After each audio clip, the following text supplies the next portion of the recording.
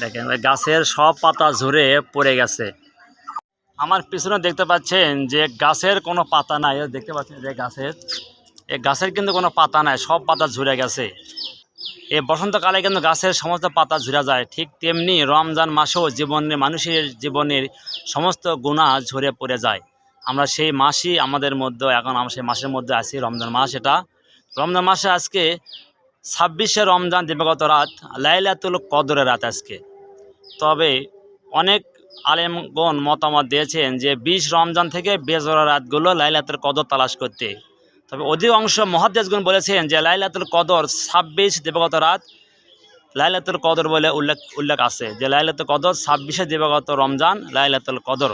তবে আমরা আজকে এই রাতে লাইলাতুল কদরের নামাজ পড়ব এবং নফল নামাজ পড়ে ইবাদত করব, কোরআন তেলাওয়াত করব। আমরা যে যা জানি এই নিয়েই আমরা আজকে সারা রাত ইবাদত করব।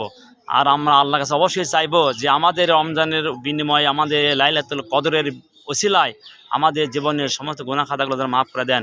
সকলেই পড়ি আল্লাহুম্মা আমিন।